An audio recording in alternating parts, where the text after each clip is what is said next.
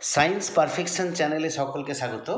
আজকে আমরা আলোচনা করব জৈব রসায়নের সমাবয়তা ও সমগণীয় শ্রেণী, আইসোমারিজম অ্যান্ড হোমোলগাস সিরিজ। প্রথমে আসবো সমবয়তা কাকে বলে।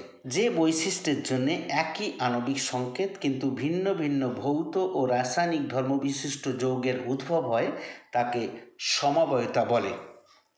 সমাবয়ব একই আণবিক সংকেত কিন্তু ভিন্ন ভিন্ন ধর্মবিশিষ্ট যৌগগুলিকে পরস্পরের সমাবয়ব বলে। উদাহরণ C2H6O, এটি একটি সাধারণ সংকেত।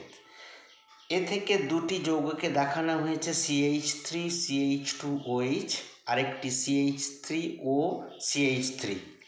প্রথমটিতে কার্যকরী মূলক হিসাবে আছে OH, দ্বিতীয়টিতে কার্যকরী মূলক হিসাবে আছে OH। এটি অ্যালকোহল গ্রুপ, তাই এটির নাম দেওয়া হয়েছে ইথাইল অ্যালকোহল। যেহেতু এখানে দুটি কার্বন আছে তাই এটির নাম হবে ইথাইল অ্যালকোহল।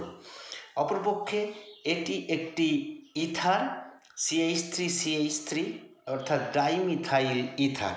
তাহলে C2H6O এই সাধারণ সংকেত বিশিষ্ট দুটি যৌগকে দেখানো হয়েছে, একটি হলো ইথাইল অ্যালকোহল এবং অপরটি হলো ডাইমিথাইল ইথার, অর্থাৎ একটি অ্যালকোহল একটি ইথার।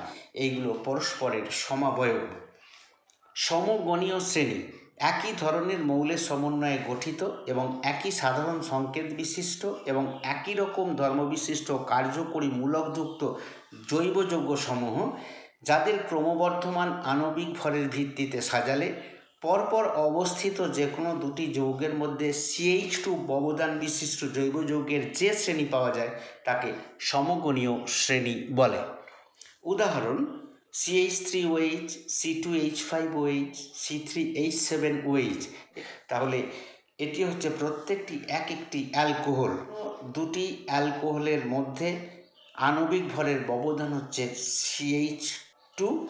অনুরূপভাবে আরও একটি সারি দেখানো হয়েছে CH3CHO, C2H5CHO, C2H7CHO। এখানে কার্যকরী মূলক হিসাবে CHO, অর্থাৎ এগুলো হচ্ছে অ্যালডিহাইড। CH3CHO, C2H5CHO, C2H7CHO। এখানেও যে কোনো দুটি যৌগের মধ্যে, পাশাপাশি দুটি যৌগের মধ্যে আণবিক ভরের ব্যবধান দেখানো হয়েছে CH2। তাহলে এগুলো হচ্ছে এক একটি সমগণীয় শ্রেণী। এটাকে বলা হবে অ্যালকোহলের সমগণীয় শ্রেণী, এটি হবে অ্যালডিহাইডের সমগণীয় শ্রেণী।